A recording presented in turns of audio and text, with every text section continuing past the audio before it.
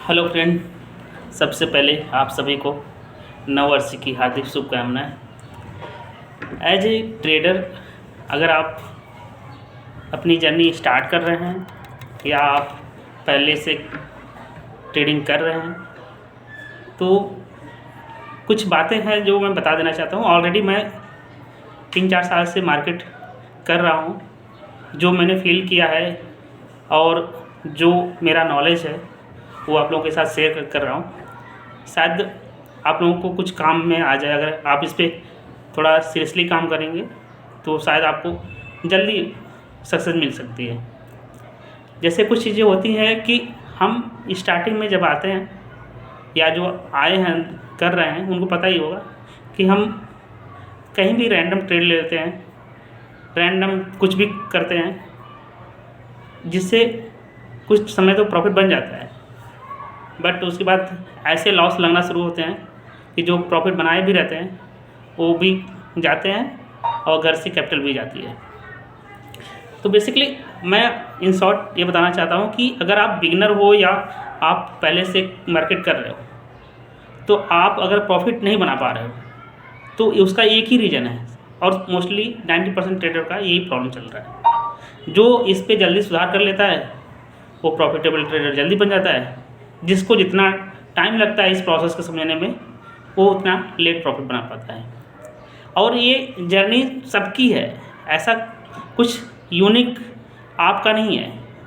सबका प्रोसेस ऐसे ही चालू होता है। कुछ लोग होते हैं जल्दी उस प्रोसेस में ढल जाते हैं और प्रॉफिट बनाना शुरू कर देते हैं, कुछ लोगों को टाइम लगता है। और आप भी इसी श्रेणी में हो, आप भी कुछ गलत नहीं कर रहे हो, बस कुछ चीज़ों है जो आप सुधार कर सकते हो। जैसे कभी भी ना किसी को कॉपी करने की कोशिश मत करो। कौन कितना प्रॉफिट बना रहा है, कौन कौन सी स्ट्रेटजी यूज़ कर रहा है, आप उसको देखो, समझो, लेकिन उस पर अमल करो। उसको आप पहले बैक टेस्ट करो, उसको अपने हिसाब से जानो कि वो स्ट्रेटजी जो है कैसे काम कर रही है। सामने वाला तो बता देता है क्योंकि वो काम किया रहता है, उसको पता है, उसका A to Z plus minus सब पता है। लेकिन आप खाली उसको देख के उसी स्ट्रेटजी फॉलो करोगे तो फिर वो सक्सेस नहीं देगा, क्योंकि आपका जो इमोशन रहेगा वो अलग टाइप का काम करता है। और जो सामने वाला ऑलरेडी 6 महीने 1 साल 2 साल से उस स्ट्रेटजी पे काम कर रहा है तो उसका इमोशन अलग काम करता है। और इमोशन भी मेन रोल रखता है ट्रेडिंग में, ये पता ही है आपको। तो मैं पहला पॉइंट बताऊंगा कि आपको अगर कुछ भी सेटअप ट्रेड करने जाते हो तो अपना एक सेटअप बनाओ। अगर आपका आज तक आपने बनाया नहीं है तो 2026 में बस इतना ही काम करो। आप अपना 1 या 2 सेटअप बनाओ, आप बस उस पर ही ट्रेड लेना। आपका किसी को देखना नहीं, कुछ किसी को सोचना नहीं है। 1 से 2 सेटअप करो और आप उसी पे ट्रेड लो। अगर वो सेटअप बनता है तो ट्रेड करो, अन्यथा मत करो। दूसरा, अपनी क्वांटिटी को जो आप प्लस माइनस करते रहते हो ना, किसी दिन 1 लॉट में काम कर लिया, किसी दिन 4 लॉट में काम कर लिया, किसी दिन 5 लॉट में, उसको बंद करो। एक फिक्स अपना लॉट रखो कि मुझे 1 लॉट में काम करना है, 2 लॉट में करना है, 10 लॉट में करना है। वो फिक्स रखो, डेली उसी पे ट्रेड करो। और जो सेटअप आपने बनाया है उसके हिसाब से आप जब उस पर काम करोगे तो आपको पता चलेगा कि आपका एसएल कहाँ है। उससे कोई समझौता नहीं। सेटअप के हिसाब से जो एसएल बन रहा है आप एसएल ले। कभी कभी होगा कि आपका एसएल लेने के बाद मार्केट रिवर्स कर जाएगा, बट वो पार्ट ऑफ गेम है, वो एक तरह से छलावा है। अगर आज आप उसको देख के नहीं एसएल लेंगे तो होता है।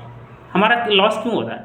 आप देखेंगे कि आप छोटे छोटे प्रॉफिट बनाते हो लेकिन लास्ट ब्लॉक कर देते हो और सारी कैपिटल और जो प्रॉफिट रहता है वो चला जाता है।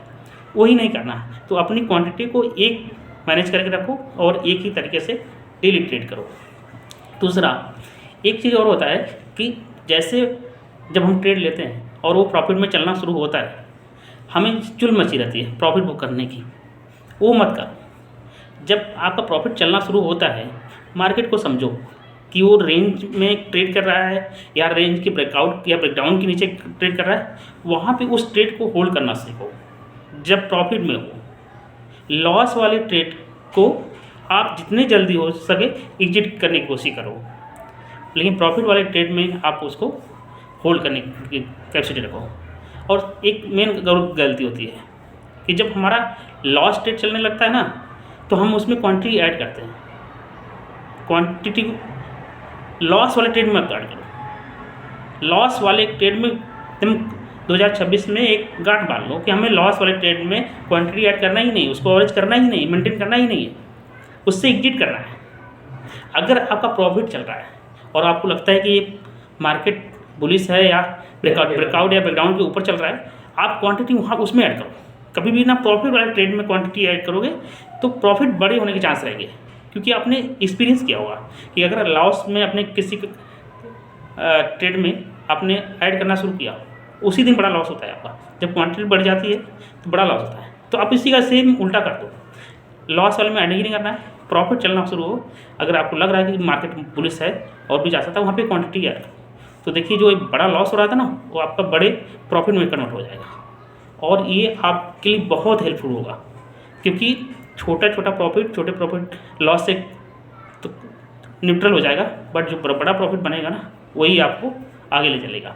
और आज तक आपने यही किया है, छोटा प्रॉफिट लिया है, छोटा लॉस दिया है और एक बड़ा लॉस दे दिया है, तो एंड ऑफ डे आप बड़े लॉस में रहते हो। तो आपको ये नहीं करना, आपको छोटा लॉस और छोटा प्रॉफिट तो लेते रहना है, और जो जिस दिन प्रॉफिट लगे कि बड़ा बड़ा है, उसमें दिन क्वांटिटी ऐड करो और उसको बड़ा करने की कोशिश करो। तो आप एक अच्छा ट्रेडर बन सकते हो और आप प्रॉफिटेबल ट्रेडर भी आ जाओगे। तो इन सब बातों को 2026 में थोड़ा इम्प्लीमेंट करिए, देखिए आपकी जर्नी एक नया रूप लेगी। क्योंकि अगर नया रिजल्ट लेना है तो हमें अपनी ट्रेडिंग स्टाइल से में कुछ चेंजेस तो करना पड़ेंगे, कुछ डिसिप्लिन को